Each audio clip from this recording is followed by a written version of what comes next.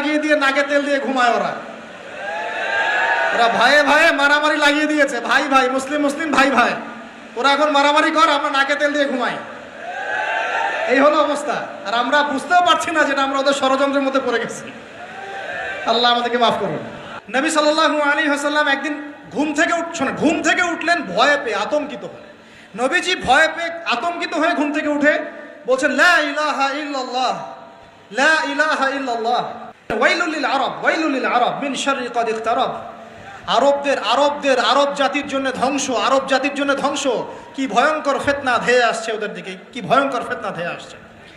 এবং তিনি হাতের ইশারা করে দেখালেন এইভাবে যে আজকে, নবীজি বলছেন 1400 বছর আগের কথা, 1445 বছর আগের কথা, 1445 বছর আগে নবীজি বলেছেন আজকে, ওই সময় আজকে ইয়াজুজ আর মাজুজের যে দেয়ালের কথা মনে আছে? জুলকারনাইনের সময় দেয়াল, এই দেয়াল এতটুকু পরিমাণ খুলে দেয়া হয়েছে, এতটুকু পরিমাণ খুলে দেয়া হয়েছে 1400 কত বছর আগে।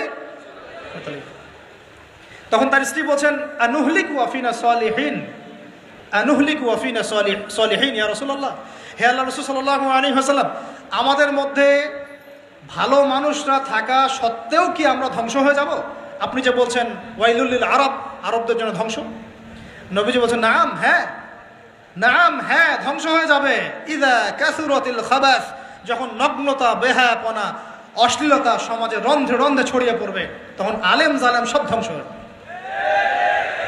এই হাদিসটা অকাট্য হাদিস বুখারী মুসলিমের, মানে এটা সহিহ, এটা বিষয়ে কোনো সন্দেহ নেই। তাহলে নবীজি 1445 বছর আগে বলছেন যে আরবদের জন্য ধ্বংস ধেয়ে আসছে, এবং দেয়াল এভাবে খুলে দেয়া হয়েছে। কাদের দেয়াল? ইয়াজুজ আর মাজুজ। আর ইয়াজুজ আর মাজুজের সাথে আরবদের ধ্বংসকে সম্পর্কিত করা হলো না? ইয়াজুজ আর মাজুজের সাথে আরবদের ধ্বংসকে সম্পৃক্ত করা হলো এবং বেহায়াপনাকে সম্পৃক্ত করা হলো, সরি, তাই না? বুঝতে পারছেন? আরব জাতির ধ্বংসের সাথে ইয়াজুজ মাজুজকে কানেক্টেড করা হলো এবং অশ্লীলতাকে, কি বলেন, অশ্লীলতাকে কানেক্টেড করা হলো। এখন আপনি চিন্তা করে দেখেন, সারা বিশ্বে পর্নোগ্রাফি কারা ছড়িয়ে দিয়েছে? বলেন দেখি, পর্নোগ্রাফি কি বেহায়াপনা না? সমাজের ইযা কাসুরাতিল খাবাস, যখন সমাজের রন্ধ্রে রন্ধ্রে বেহায়াপনা ছড়িয়ে পড়লো, ছড়িয়ে পড়ে নাই? মিলান, হাদিসটা মিলান।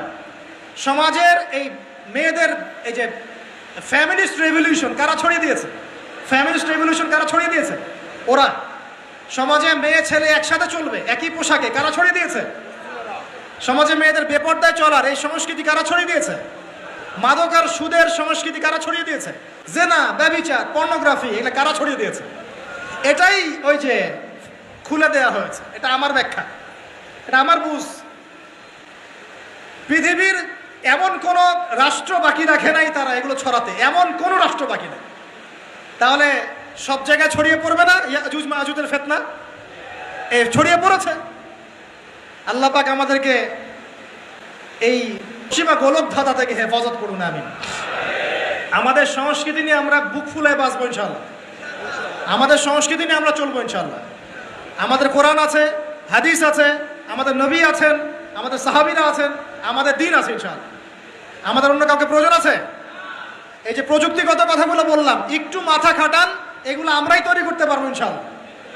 সব ঢেলে সাজানো যাবে ইনশাআল্লাহ তাআলা। আল্লাহ পাক আমাদেরকে বোঝার তৌফিক দান করুন। আল্লাহ পাক আমাদেরকে আপোষের এই ফিতনা থেকে হেফাজত করুন। ভাই